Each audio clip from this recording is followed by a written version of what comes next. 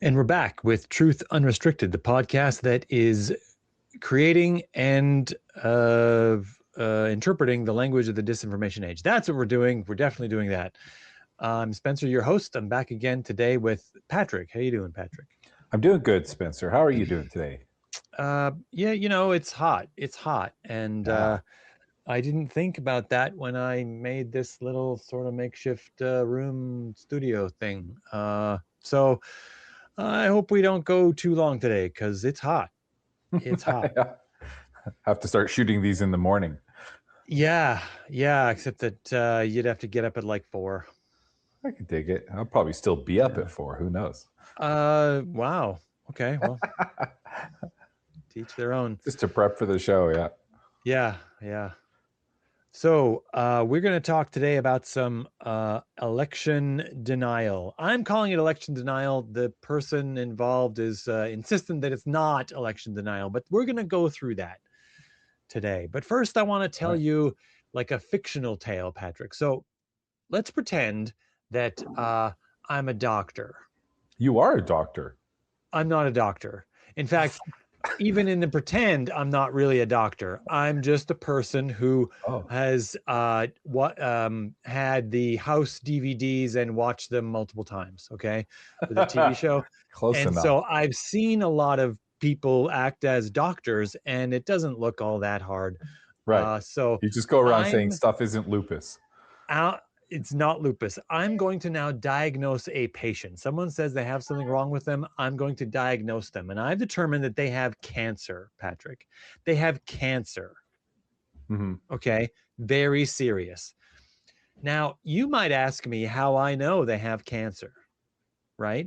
So then I say, okay, well, I'm going to now go and do an examination of the patient, and I examine them, and for reasons that are not clear, I haven't said what kind of cancer I think they have, just that they have cancer.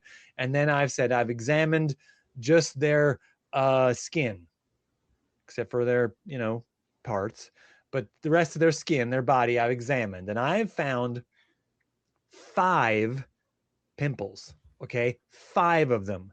And it's come to my attention that pimples are not supposed to be there on a human body. And I found 5 of them, Patrick.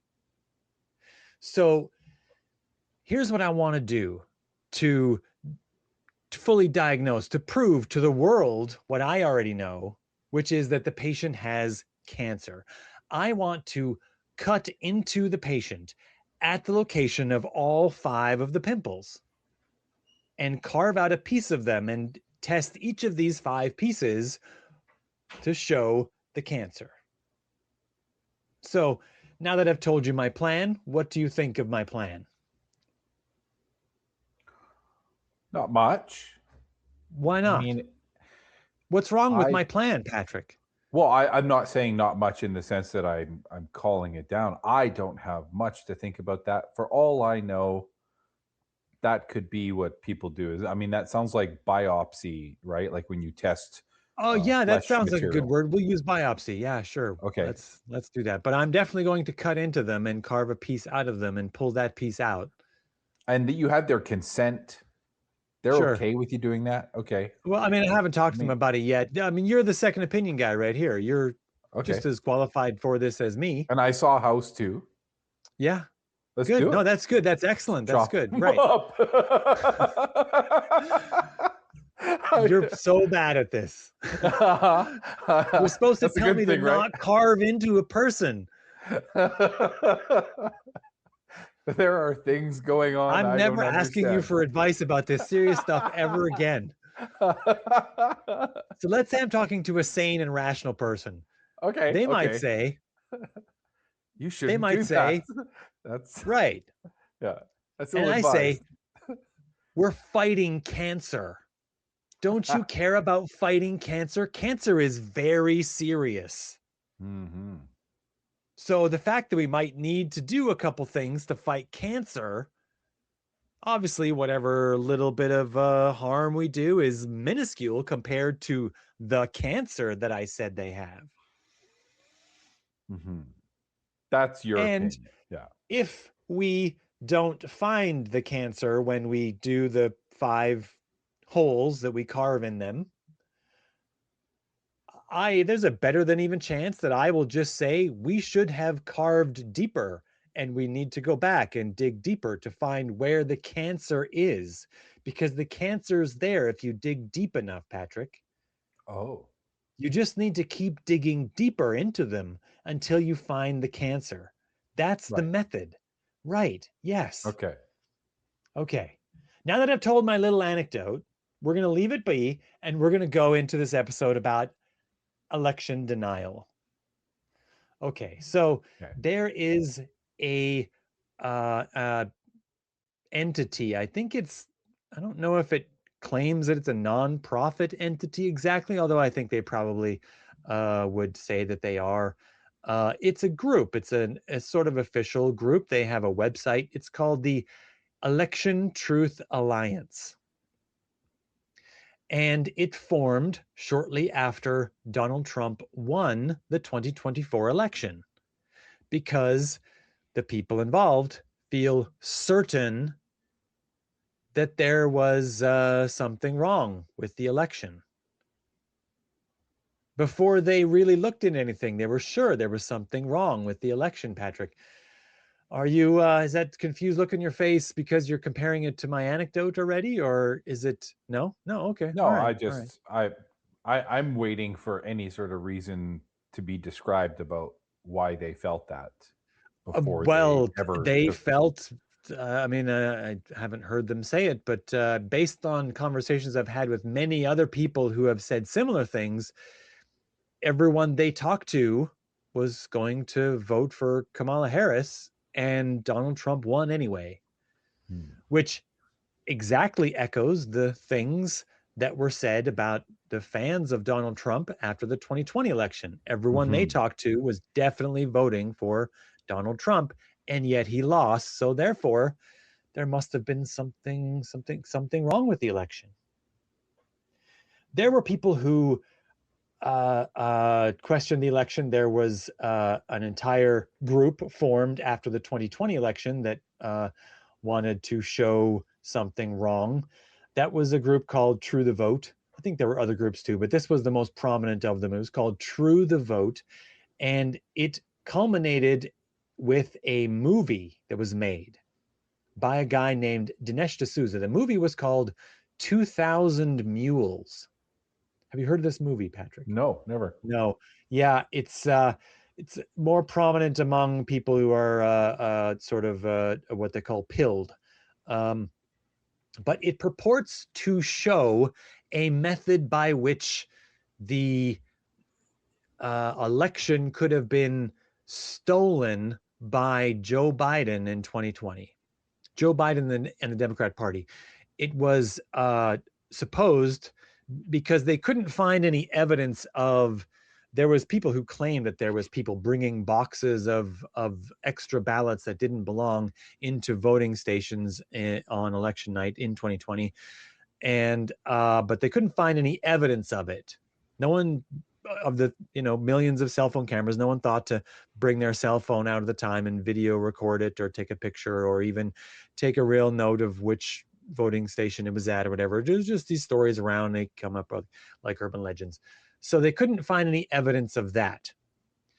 So this group decided that there must have been some other way that the ballots made it into the system to make the vote go Joe Biden's way. And they decided that in swing states, there was ballot mules that were bringing additional votes, and they were additional ballots, and they were just putting them into the regular old drop box.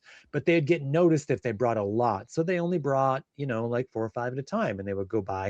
And they said, well, in order to get as many ballots as you'd need, you'd still need to go to many ballot boxes. So they did this whole thing where they grabbed a bunch of cell phone data and they examined it, and they looked for people who, by the location in their cell phone data, went by a large number of ballot boxes that were on the streets in the pre-voting, that you could vote early because there was a Mhm. pandemic going on in 2020. You could vote early, mail it Mhm. in, and the ballot box set for that. And they were looking for people who in a single day went past multiple boxes. And then they used that to presume that there was 2,000 ballot mules bringing additional votes. And they did the math. There's 2,000 of them. They go in multiple days and they bring 5 per box and they go buy other boxes and blah, blah, blah. You can get a lot of votes that way. And in the movie, I mean, you're probably not going to watch the movie, and that's fine. Don't watch the movie. It's fine. They have nice graphics. They have a picture of a city, which is supposed to be a city in Georgia, but it's actually, fun fact, a map of Moscow, Russia, with a bunch of red dots on it and a bunch of lines that are supposed to be the people that are going past these ballot boxes, and the dots are supposed to be the ballot boxes, and the lines are supposed to be the routes of the people, and it's supposed to manufacture the image that maybe there's a large, you could pass by a lot of these and drop a lot of these ballots off, and that's amazing. So they also got video, and they showed video of people, multiple people who were dropping off more than one ballot. In Georgia, you're allowed to drop off more than one ballot. You're allowed to drop off ballots for your entire family. So that's what some people did. Right. But they never showed, what they didn't show in the movie was any single person showing up at more than one ballot box. And they didn't really highlight the fact that they didn't show that, even though that was the claim that they were making, was that, a person could be walking past multiple of these ballot boxes on a single day. Why would they do that? Why would you do that, Patrick? Why would you walk by multiple ballot boxes on a single day? That seems really suspicious behavior.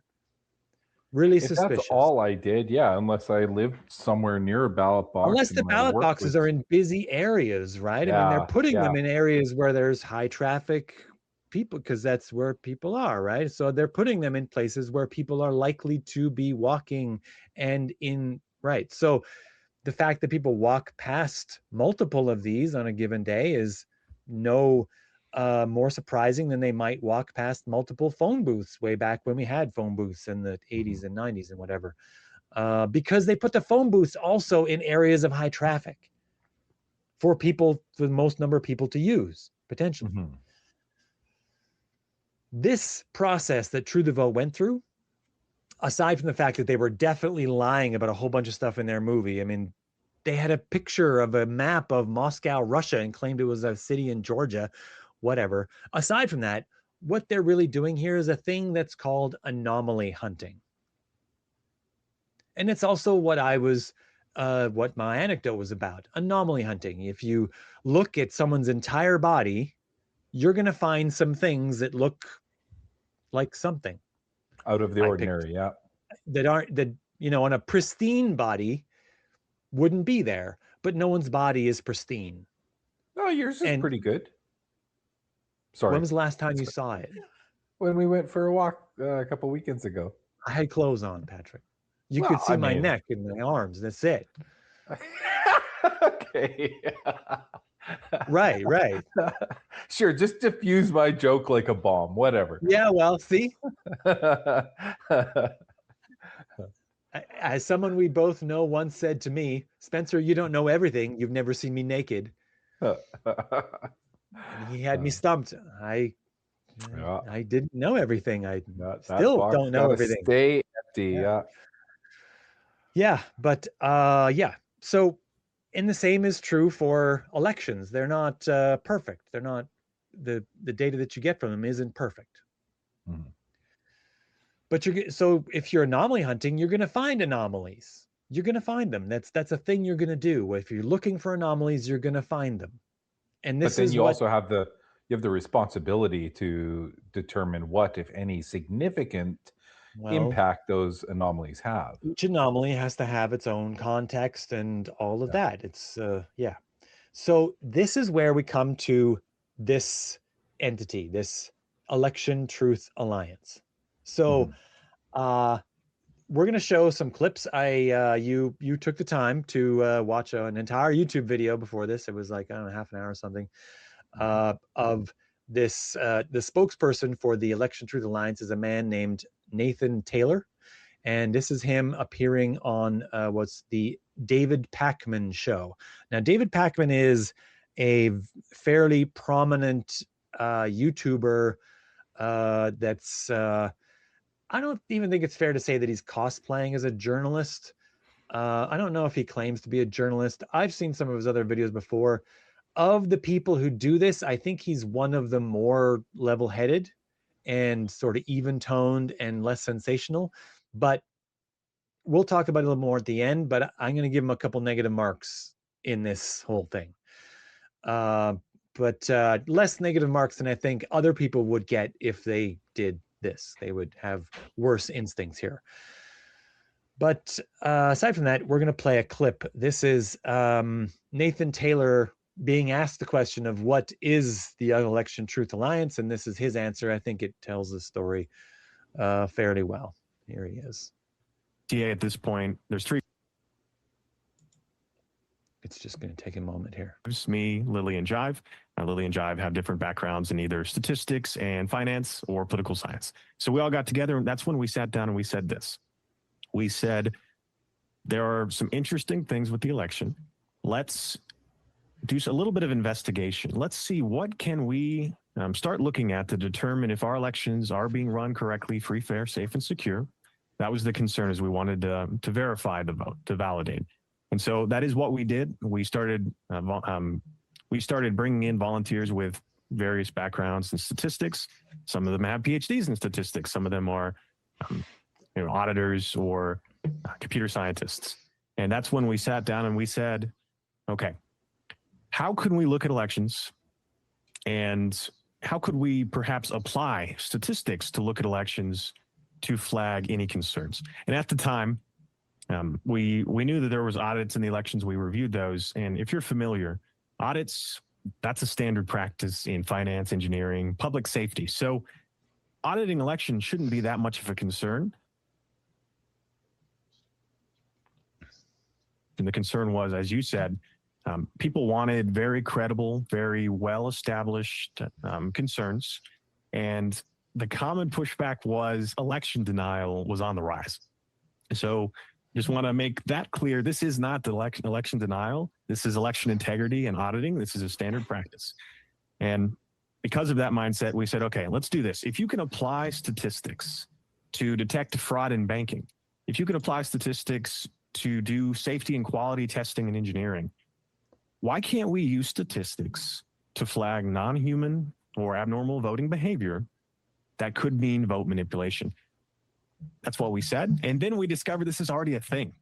It's happening outside the U.S. already. There are already election fraud experts such as Roman Udot, Sergei Shvilkin, Peter Klimek et al., who've been applying election statistics to Russian elections, to elections in Afghanistan, Kenya, and Bolivia. And they have all begun to find credible concerns of election fraud. So we took their techniques, and the ETA has ran with those methods, and we've begun to analyze swing states and non-swing states for the 24 election, and then we begin to publish those reports. So that's the background. And then, so we'll go to stop. We're not showing that yet.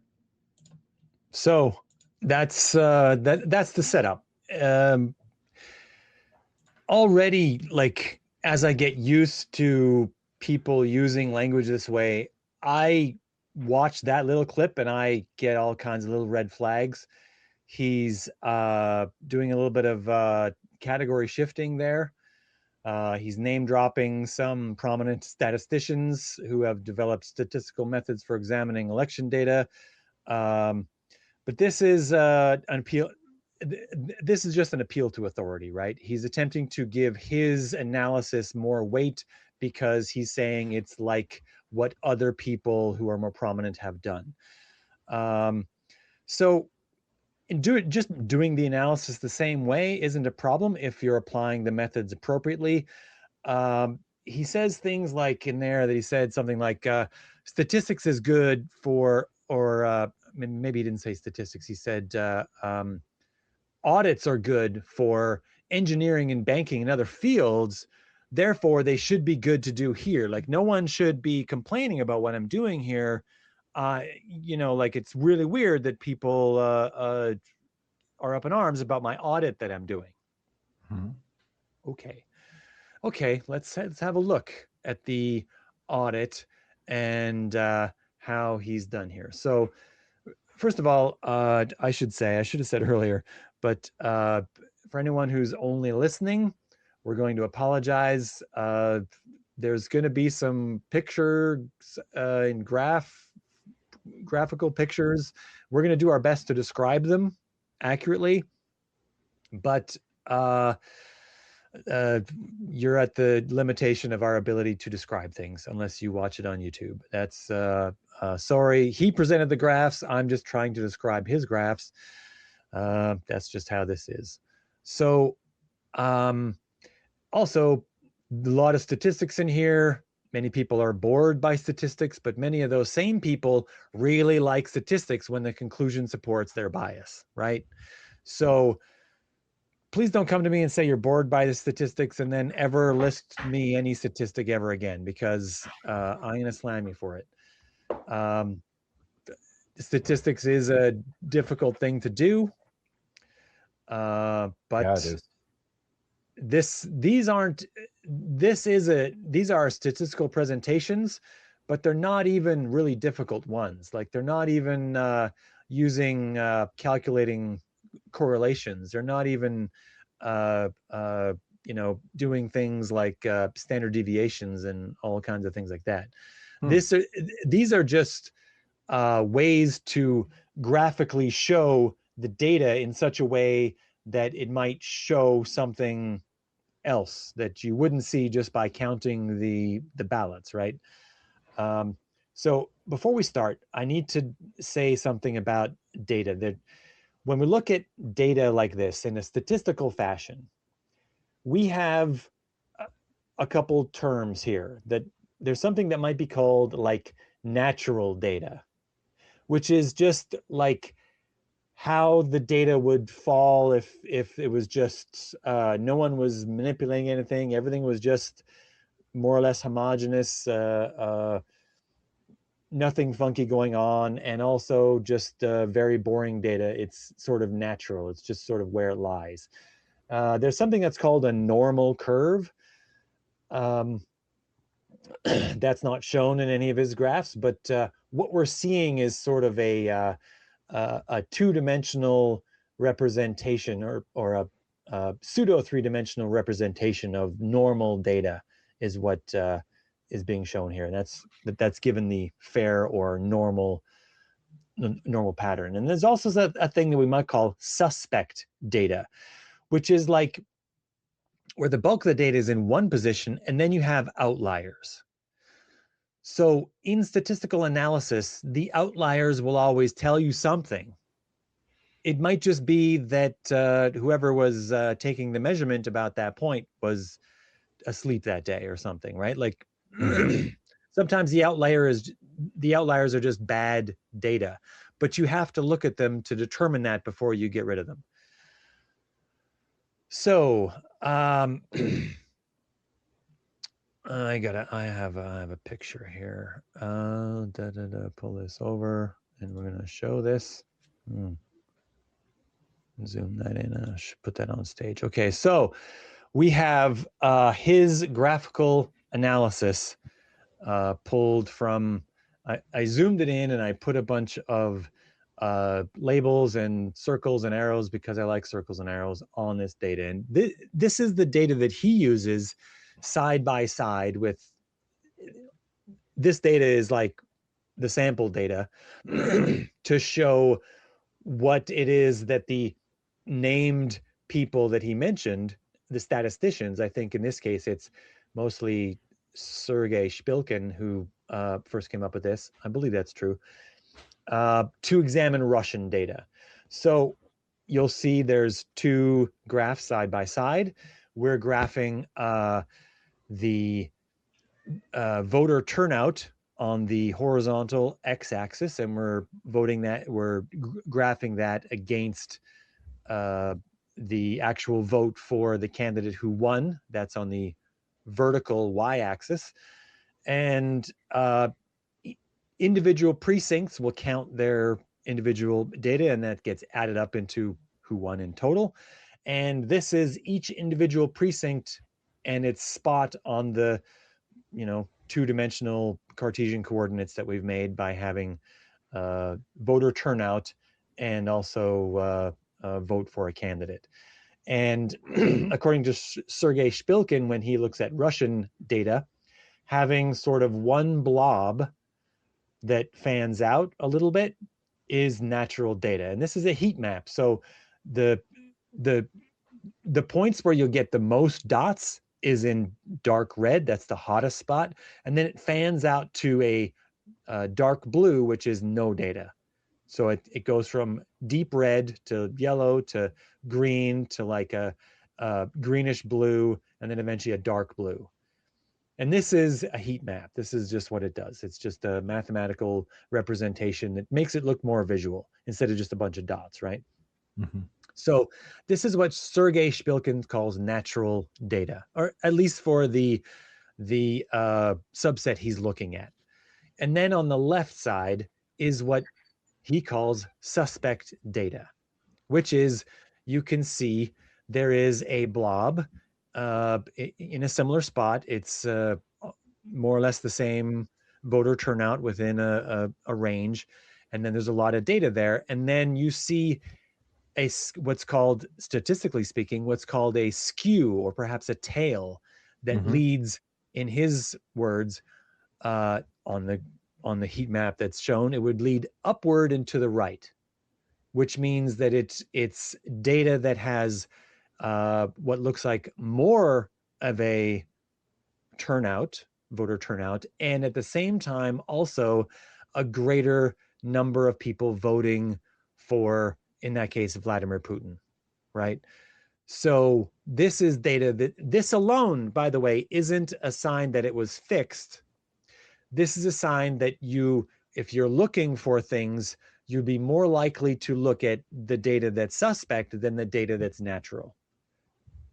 And by the way, it looks like in this picture, just for the people who can't see, the data ranges upward to the right until it gets to a point that looks like there's another smallish red patch there, where there's a bunch of data that's almost at 100% voter turnout, with at the same time 100% votes for Vladimir Putin. I would call that extremely suspect data, and it's likely that someone was stuffing ballot boxes in many different locations to make that happen. That's just my call. I didn't see the data. I obviously can't go to Russia and look at the individual things, but that's what that data looks like. And that's what Sergei Shpilkin was looking for. When he does this, by the way, Sergei Shpilkin does this because he's fairly certain that whoever is fixing the election, or leaning on the button for the election, leaning on the scale for the election, is not concerned about whether it looks natural or not. It would take a lot more effort to make the data come in fake and look like the natural data that's on the right, right? Mm-hmm.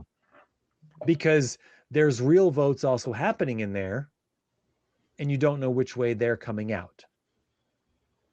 So in the suspect data, if everyone who was just going to vote was voting as enthusiastically with as high turnout and as much for Vladimir Putin as the fake data that Vladimir Putin put in, then you would get just one blob, and it would be way up in the top right-hand corner, where it would be almost 100% turnout and also almost 100% votes for Vladimir Putin, and that's what you'd see. It also would not mean that it was not fixed. It's just that it would look that way, look more like natural data, right? So this is the comparison data. This is the work that the Russians did, and this is what he's comparing against. So then he shows in his analysis, we're not going to show like all the video footage. That's why I pulled these individual screenshots out so we can describe them, because he's also showing them and not giving as much of a lengthy description as I'm giving for like a podcast listener. And so you just hear him vamping over the whole thing, and I didn't want that. I wanted to talk over his data, damn it. So this was data that he pulled from a county in California, Shasta County, California. It's a fairly red district, meaning that it's likely to vote for Donald Trump more than for a Democrat. And it does have this sort of blob that is evident of what might be called naturally lying data. So then he says, okay, well, this proves it then. I mean, American data looks a lot like Russian data, so we're good to go, right? We can make these comparisons against the Russian data, and we can say that when it's has a skew upward to the right, that this is a sign that there's something wrong with the data. So then he shows a new picture. These are all from the YouTube video, right? These graphs. And this is his data. So this image shows a deep red, it's not a blob, it's a vertical line. It's at roughly the 80 to 85% turnout mark. It's a deep red line varying from about 45-ish% to about 80, maybe like only 75% or so. And then around that in a line is sort of a lighter colors away from that. And then it also has another blob that doesn't even get to deep red. It's not enough data to get to deep red. It's not enough dots, but it is sort of a greenish color. And that's down in the much lower voter turnout, like 60% voter turnout, with only about maybe 8% votes for Donald Trump in that data set. And he's got these two blobs, and they're sort of, with each other. Like there's some light blue dots that are going to come between there. We have to guess because it's colored in that way. And he's saying that the data, the natural data, is this blob at the bottom with about 65% turnout or so, and about very low turnout for Trump, and that it's then skewing upward to the right. In other words, more voter turnout with a greater number of votes for Donald Trump. And then he says, jazz hands, right? Ta-da!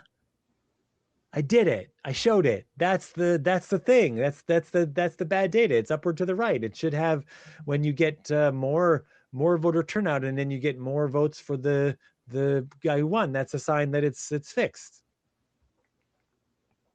What do you think, Patrick? I don't think that's a sign that it's fixed. Oh, you saw through it already. Wow, that's such a sharp mind of yours. Wow, that's and you're not even you didn't even take statistics in school, did you? No, Yeah, not I much. did. Oh yeah, but not at the engineering level like I did. No, like probably just an intro or something, right? Well, it's funny. It's for any bachelor's, whether you're going through arts or business, you have to take statistics. It's just it's one of those requisites. Right, but it's not real statistics like for engineers would take, right? Like I got the real statistics. I got the real merit badge of this. You're just a beginner. Everyone hated it. I was the only one that loved statistics. Yeah. But for me, it wasn't about the number crunching and that stuff so much. It was about the actual the method of interpretation and finding the statistical representation, right? Being able to see through what's reported and say, is this actually representing the population that you're trying to sample and stuff like that. But no, I enjoyed statistics. Yeah. So this is what this is his whole, well, it's not his whole case even, but this is the main thrust of his case, is that when that Sergei Shpilkin, his sort of name dropped Russian real statistician, says that when you have the data, I'll show it again, skewing to a greater number of voter turnout, and at the same time a greater number of votes for the party that won, this is potentially a sign that that party was actually putting extra votes in the ballot box and cheating at the election. But this data looks different, markedly different. It's not as simple as saying upward and to the right and you're good to go. So we're going to leave that be for now. Okay. He makes another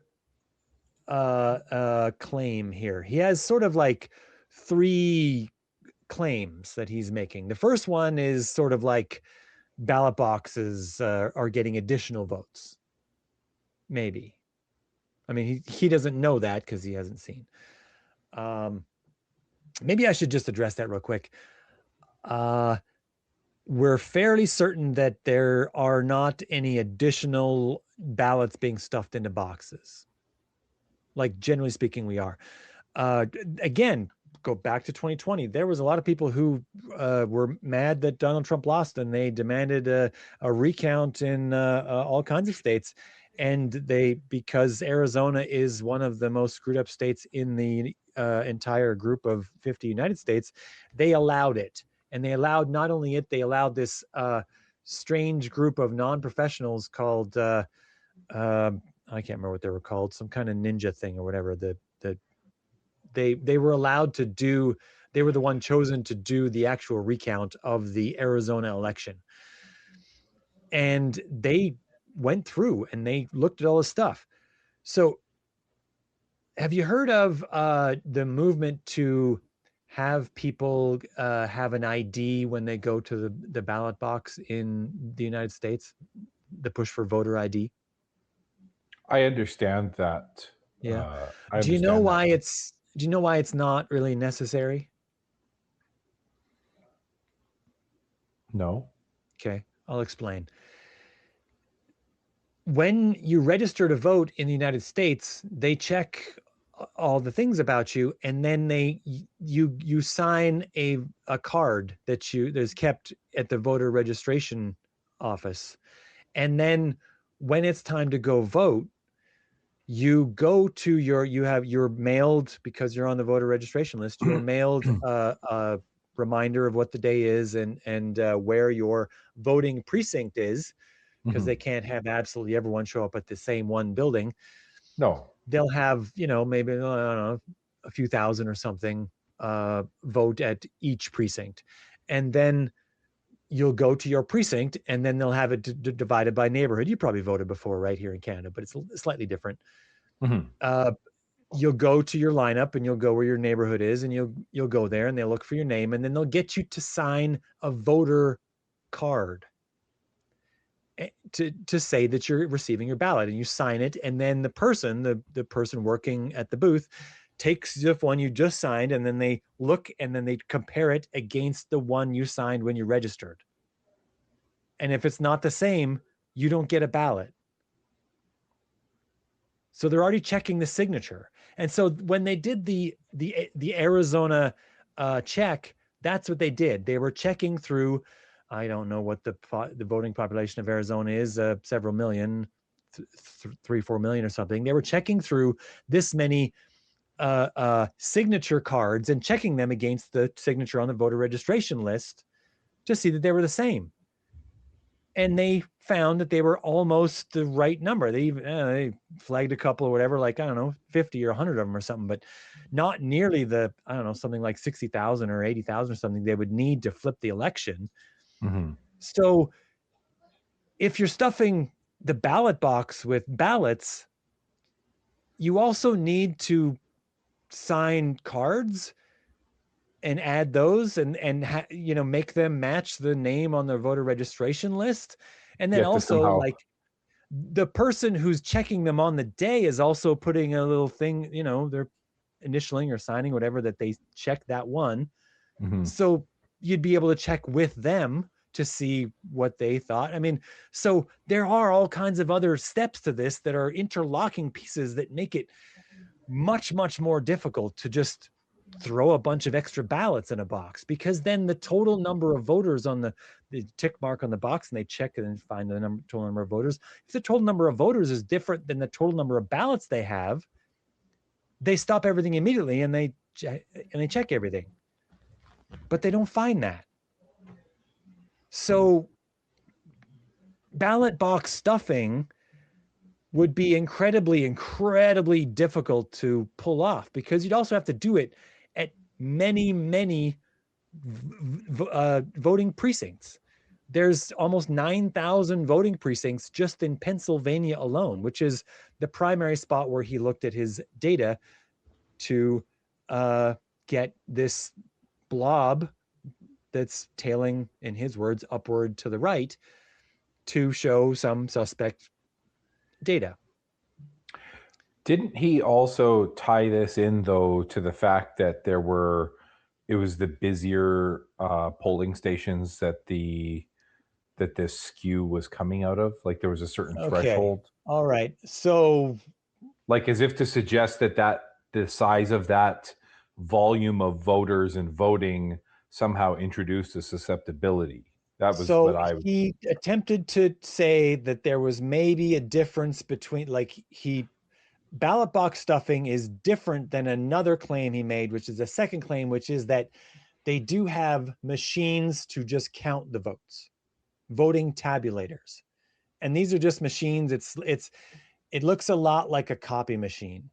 You feed the ballots, a big stack of ballots in one side, and much like a copy machine might take the little thing, and it pulls up one at a time, and it scans them, and it looks at them, and it goes through, and it zips them all through and counts way faster than a human could, and it counts all the ballots, and it counts how many were for Donald Trump versus Kamala Harris, and it votes how many for this senator versus that senator, all the way down the ballot, because you're voting at the time isn't just for president, it's also for all the other races that are getting decided at that time, which is almost always the governor and senator and several Congress people, whatever. Mm-hmm. And so it counts them all at the same time. So the other claim is that the tabulator, the voting machine, is maybe off somehow. That it's just it's counting additional votes for Trump when it's supposed to be for Kamala Harris. So we should look at that. We should look at his. How organized am I really? Oh yeah, I can pull that up right here. Add stage. So he pulled this up and he showed this other graph, which is two side by side, and that he says there might be this difference between times where they're hand counting and times where they're machine counting. So I can't quite tell with this view. Is that from one station, or is that the aggregate of all the stations that he's looking at? Okay, so I can't remember if he mentioned it specifically in the YouTube video, but if he did mention it, he mentioned it very slightly in an almost sleight of hand way. So if you'll note, okay, we should describe this a little bit for people who just listen. So right here, I have two of these same heat maps that are showing voter turnout versus voter share for the winning candidate, Donald Trump. And there's two of them side by side. So on the left, we have the hand count, which shows a blob that looks like what Nathan Taylor would call normal data. And it's at a roughly 85% voter turnout. And it's at roughly 40% voter turnout for Donald Trump. And then the machine count one is on the right. And this shows the precincts that were machine counted. And it's roughly 85% voter turnout again, but it's about 55-ish% votes for Donald Trump. So this is where we cue the music, the dun dun dun music, like mystery time. We don't know what's happening. So for people who can see it, as opposed to people who are just listening to the podcast, Patrick, you want to clue them into another thing that I've done additionally on this view, these side-by-side view that you may circled notice. St. Louis. Yeah, I sure did. Is St. Louis in Pennsylvania? You good at geography? I'm not good at geography, but I feel like you're asking me because it's not. Yeah. It is not in Pennsylvania. In fact, that's not even St. Louis, the city. That's St. Louis County in Minnesota. Oh, weird. So he's sort of insinuating that the difference in these blobs might be happening because of a tabulator, a voting tabulator, a machine that counts the votes, that might be artificially inflating Donald Trump's count above Kamala Harris's count. That's sort of what he's saying here, but he's using data from a completely different data set. This is a statistical no-no. Like, if you want to show that the data from, I'll flip back to it, Pennsylvania, this is the data from all the precincts in Pennsylvania, and that there's something wrong with it, and that it's due to a difference between times where they hand counted and times where they machine counted, you need to divide up this same data set that way into one graph for the machine count and one graph for the hand count, the way he's done, except that he hasn't used the Pennsylvania data to do that. He's used data from a county in Minnesota to do that. And if he wants to show, if he wants to say that, okay, there's this potential switching, he has listed on here the words potential switching with an arrow upward right next to the machine count, to make the case that he thinks that it's potentially switching votes, then he should take all the precincts from Minnesota and show this view of them here that he's done for Pennsylvania to show that it at least has the same skew. Even those two things alone wouldn't be enough to really make the case, but at least he has some statistical grounding to compare these two things, so that to say that he's at least dealing with the same kind of thing, apples and apples and oranges to oranges. But he's apples to oranges here. He's not dealing with the same data pool here. But he's kind of implying that the two are related because he's shown them the same kind of graph, the same color scheme. I would get it if he was using it to illustrate, like, this is what it could look like. But then I would expect like now a slideshow of it looking like that from all of the places that he pulled that from. He could have just shown the Minnesota data. I suspect that he has the Minnesota data graph for this, but it doesn't look like this. It doesn't look like this two blob situation. It looks like something more like one blob. So he doesn't like it as much. But then I suspect also that he can't find a meaningful data group of a single county or whatever in Pennsylvania that shows this difference between hand and machine counting. So he's used the county in Minnesota. That's what I suspect. Because if he had it, he would have shown it. He would have said, this is one of the counties in Pennsylvania, but it's not. Also, so he had to resort to something else that was easier. Right. Well, it's sort of a statistical sleight of hand, right? Yeah. You do see this in people who do statistical analyses where they pull data from two separate data groups and pretend that they're related. The only thing that relates these two is that they're both voter pools that are voting on the same day, the same people, but they're from different states. So they're different groups, different data pools. That's how it works. So there are reasons why this would happen, and you're correct that I don't think he actually said it, but if you were at a precinct that had a smaller number of voters, you might be more likely to hand count them, and if you were at one that had a larger number, you might be more likely to machine count them.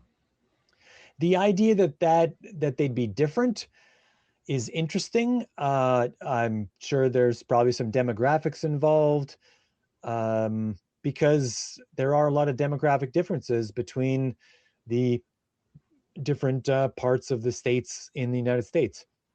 Much more demographically diverse than Russian data that this analysis was initially meant for. So he makes a third claim. Do I have the... Yes, he has. We're going to play a video of that here. Pull that up. Okay. So here, let's just play it. Play. Go ahead. One of the questions I know my audience will have is, does the scenario Nathan is drawing up require individuals at either every county, precinct, etc., Or would this, and again, this is all, I'm not telling my audience. So he's talking about the tabulation machines now, and the fact that they might be voting in some, counting the ballots in some other way than what you would get from hand count. This is what happened. I'm asking questions to try to figure out exactly what the claims are. Would this be something that theoretically could be pre-installed in some of these machines, such that the machines already know what to do, and it doesn't require someone in Pennsylvania, in Philadelphia, precinct 39 is pressing a button? Yes, the concern is that whether through compromise of the vendors, through a common point, like, for example, some of these systems use hard drives, if you were able to influence them before those hard drives ever get sent out, or putting code on the machines. Yes, you could do this before the election. Cybersecurity-wise, an example of this is just malware that would have a timed window to execute. It wouldn't be manipulating votes or changing things before the election or after the election, just during that window. And we actually found, and this is something people know about, but maybe not as readily, is there's an example of this have already happened with technology. Have you heard of Dieselgate? Have you heard of Dieselgate? So they go through a several-minute process of just talking about Dieselgate. Tell me, Patrick, when you heard this, when you watched the video and you heard this, were you did the Dieselgate reference ring true for you? Did you know anything about it? I think I need a refresher on what the Dieselgate aspect was, please. Dieselgate, I mean, wasn't involved with elections, but it was a situation where a company manipulated some firmware on a device to cheat. Yes. The emissions detections. Yes. Yes. Yeah. There was Volkswagen had diesel engines in their cars, and they had to pass certain emissions tests to be sold in Europe, and they wanted to get better fuel mileage, and they were having trouble getting the fuel mileage they wanted while also passing the emissions tests. So they rigged their there's a little computer that sort of runs the thing. They when the emissions test device plugs in, the computer on the car goes into a different mode, and they programmed it to have the engine perform differently in that mode than they did when it was just in drive mode. And that's how they did it. It literally gave out more emissions when you were just driving it, but it passed the emissions test and still got better fuel mileage. Okay. But a couple of points here. First of all, is that Volkswagen designed the entire car and the little computer that went in it and everything. They had complete and utter access to all of the cars that they had rolling. They owned the assembly line that made them. They had complete access to everything. And it also required that there was an external signal, which was the emissions computer plugging into it, that caused a different mode to engage, which would be entirely different than what he's supposing here.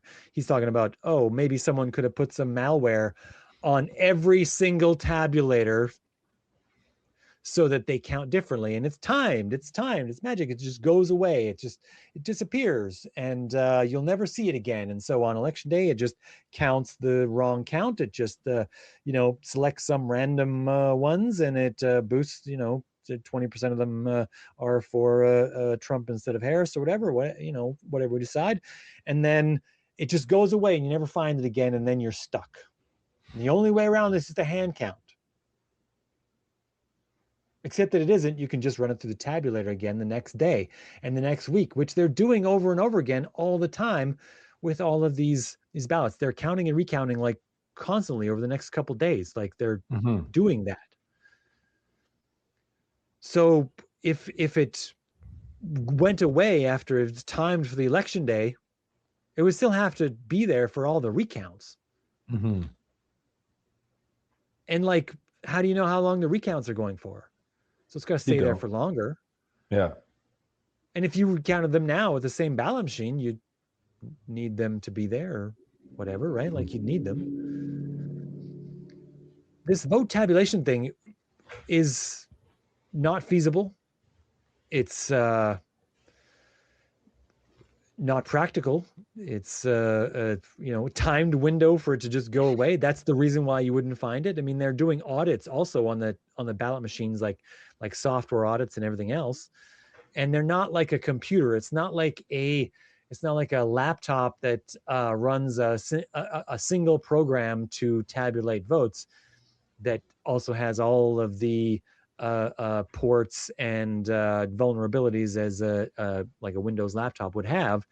It's a machine designed specifically for this. It only does this. It's much more, like I said, it's much more like a Xerox copy machine than it is like a laptop computer. So, even knowing what language to write malware in would be a problem. And it's probably not software that's held in like RAM on a hard drive. It's very likely firmware that's flashed onto a hard thing, which would stay. It's not timed. It's not going away. Otherwise, the firmware is going away, right? You look tired, man. I am a little tired. Yeah, a little tired. Well, we're wrapping up here. I promise we're wrapping up. So, yeah, this is his claim, is that this could happen the same way that Volkswagen did the Dieselgate thing. Quite a few major differences there in the access that Volkswagen had to their own cars that they're making. Then what, what are we thinking here? Like a Republican hacker would have to these voting tabulation machines. Right. And how, because there's so many different hoops to jump through when you're designing voter tabulation machines to underpin the legitimacy of a democracy than there is for Volkswagen to just be like, oh, okay, well, if this testing feedback comes from connecting the whatever machine that tests the emissions now tricks the car into running slightly differently, like that seems a lot more feasible. Who's even looking for that, right? Also, each voting tabulation machine is not counting all the votes across the state. There's thousands of tabulation machines, like I think some precincts might have more than one, and some precincts might not even have one, depending on, rural areas might have none, kind of thing, or whatever, because there's only a few hundred votes coming in or something. So how do the individual tabulation machines know what percent to bump the votes by to have it still be close enough to seem realistic in a swing state?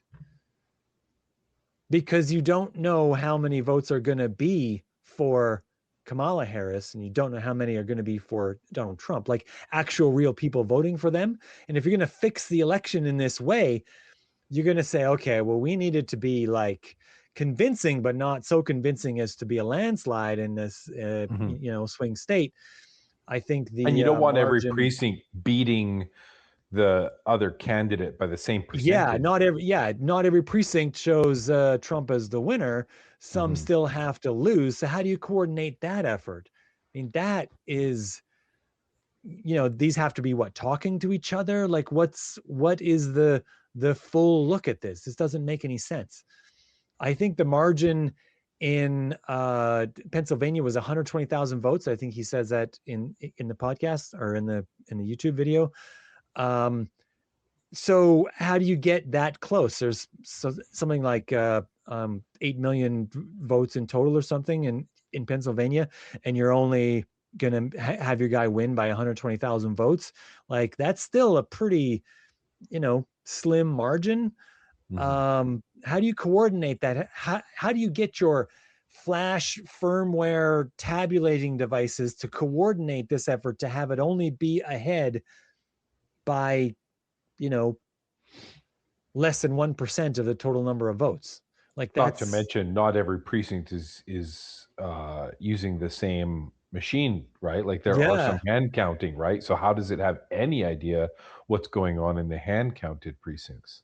Yeah, To and be able to, if it's not gonna do every tabulation machine, if it's only gonna do some, then it has to boost those ones by much more, Mhm. right? Which is where you would get the tail that Sergei Shpilkin talks about. This is where you get this. You'd get a smaller number of points that are doing something weird. But that's not what we're seeing in Pennsylvania. We're seeing the larger number of points, and there's a range of the same voter turnout. Right. So there is a real problem with the elections in the United States that favors Republicans. And the data that he shows, specifically this heat map that's on the screen right now for people watching on YouTube, which is the data from all of Pennsylvania that shows his two blobs, one with more prominence than the other. This graph shows that problem, is an indication of that problem. Do you know what that problem is? You're tired. It's okay. I'll just answer it. It's this. It's the same graph, but instead of calling the blob upward and to the right the suspect data and the blob at the bottom natural data, you just switch them. Because this data with the higher voter turnout and more voters coming in here is where most of your data is. This one that's the blob down here, downward and to the left, this is the outlier data. This is the skew. This is the tail. So this is the real data up here where we're looking at Donald Trump getting votes anywhere from like 45 to like 75. And then we have this other skew down here where he was getting very small number of the votes and there was lower voter turnout. This is an indication of vote suppression. So targeted vote suppression is a strategy where you have precincts that you know will turn out strongly for your opponent, and you work to suppress the vote in those precincts. And you micro target just those precincts. There's, I don't know exactly how many there would be in this data bundle, probably only a few hundred. But if it changes the entire vote by 1%, that's definitely enough to change Pennsylvania. It's not illegal, but it is a problem because there's people who should be voting who aren't. And that's what this represents. This is a voter turnout problem that switched Pennsylvania from being a blue state into a red state. And I'm sure. And so that's the real issue, not this is the real issue. And his data shows it. It shows what it looks like. It shows lower voter turnout in precincts that were going to be very much not voting for Trump. I mean, that the center of that blob is less than 10% for Trump. That's a crazy strong turnout for Kamala. If they had more votes there, they might have been able to change the outcome of the election. And this is a problem that's been talked about my entire life in the United States. As long as I can remember, voting in the United States has been talked about voter suppression. This is where we get back to voter ID laws, which more greatly suppress the votes of minorities who tend to vote for Democrats. And this is what this shows. This is a part of these strategies working. I mean, voter ID laws aren't the only part of those strategies. They have all kinds of ways to micro-target people on Facebook and where they live in the neighborhoods, all kinds of things like that. I mean, there's all kinds of ways. But that's not the problem he wants to confront. No, he wants to confront a different problem. So he's wants using to confront to paint a different picture. A fictional problem instead of the real problem. Yeah. And that's the problem with what he's doing. It's not that his effort is is not needed. It's that it's misplaced. It's misdirected. And I even would say that he knows that that's a problem and is doing what he's doing anyway, which is wild to me. But chasing fictional narratives will divert you from the real problem you need to focus on fixing. And this is the reason why we cannot have people focused on the wrong thing when they could be focused on the right thing. It exhausts them. These unreal conspiracy narratives exhaust all the people who would be interested in putting in an effort to improve the situation to get a better outcome, a not Trump outcome. All the people who believe this guy are not going to look into voter suppression at all. Even though it's right in front of them, his data shows the problem, and they're not going to look at it.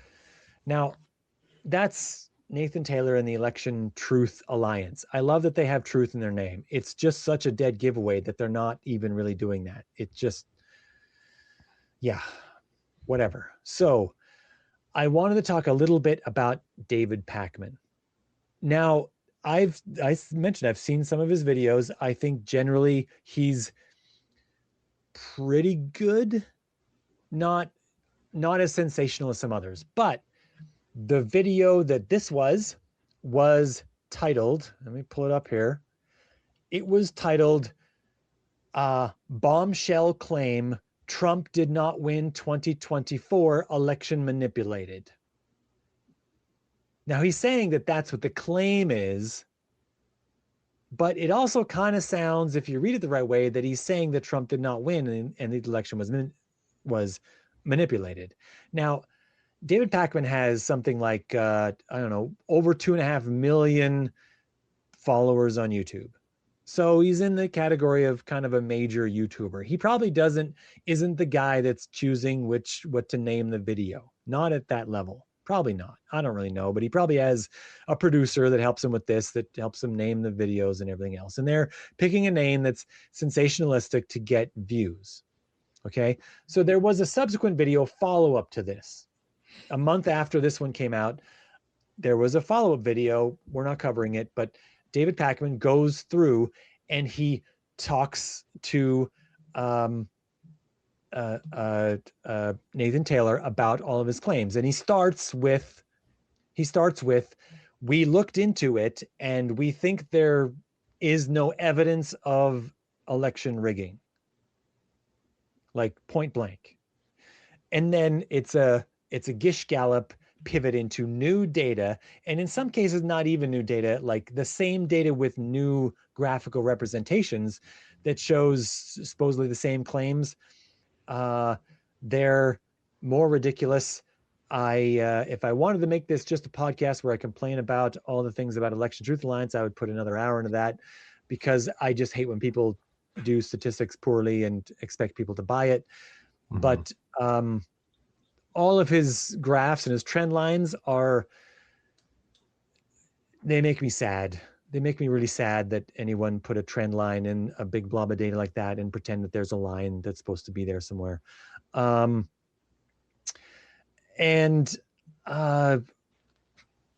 all of that, David Pakman is still like, yes, I think you should look into this. I think people should look into this, and people should, it's almost like he's saying, do your own research.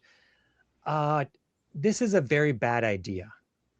There's a reason why people who have knowledge of statistics should do statistics, and people who don't have knowledge of statistics should not do statistics. Because you get things like this, where you get some data that's meant to look suspicious, but doesn't even really resemble the original problem data that is supposed to be the problem. And then also you get a switch to another data set that is supposed to be maybe part of the problem, but it's a completely different data set. This is all incoherent. Nathan Taylor filed a lawsuit to try to force the courts to allow for a hand recount of all the ballots in Pennsylvania. He lost that. That got dismissed before it ever went to any kind of a trial. It got dismissed just a few weeks ago. So, and I didn't read the entire thing, but I read the Cliff's notes of what the judge decided when he was dismissing each of the claims. It was mostly that they were not prepared, that they claimed that they were going to have a bunch of data and that data was not provided, and the judge is just tired of waiting, so he's dismissing it. Which that you know, in the second of these two videos, which was in October 2025, he claims he's filing the lawsuit. He filed it in November of that year, and then as of June, he doesn't have any of the data. I think it's much like this, where he's cobbling together different sets of things to kind of make it look like something is happening that isn't. It's not really the case. And he has shown a problem that he's not even talking about.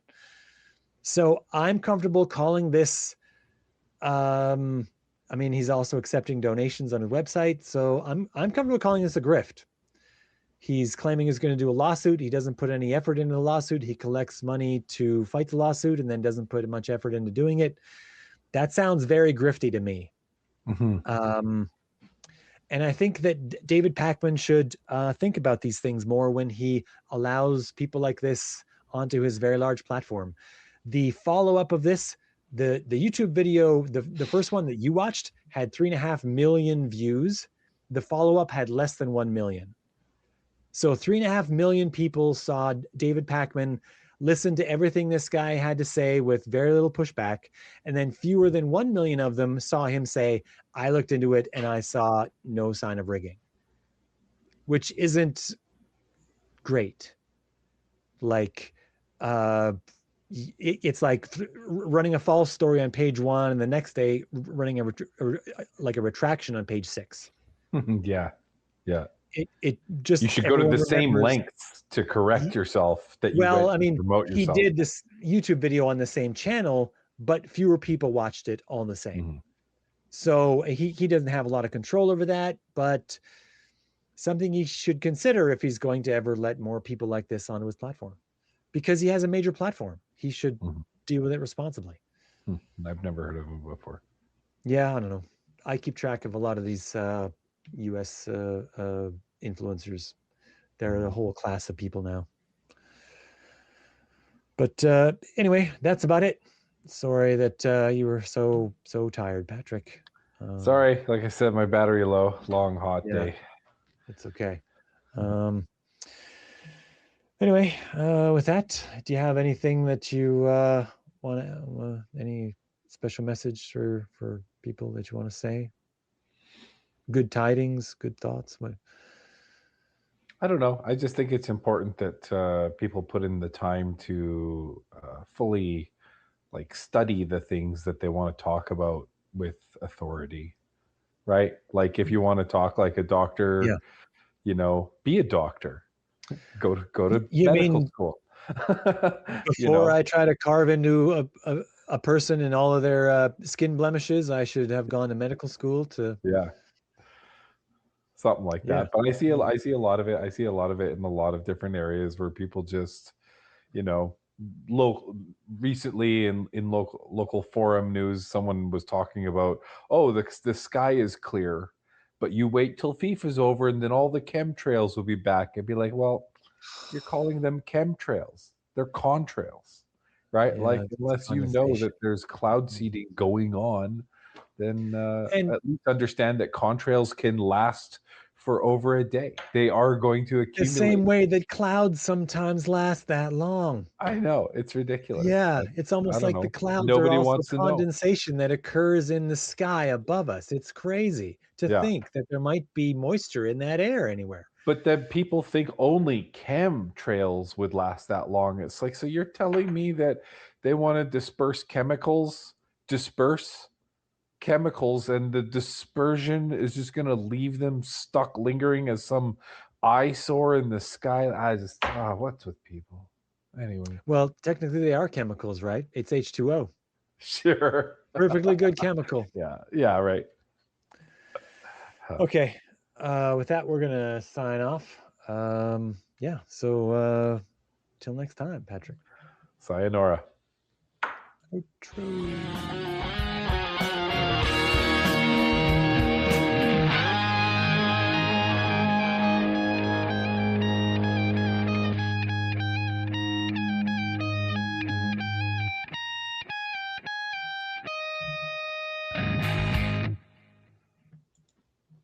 Don't forget to like this video and subscribe to this channel to get more content like this. Special thanks to Jeff Powell for the intro and outro music handcrafted with real guitars.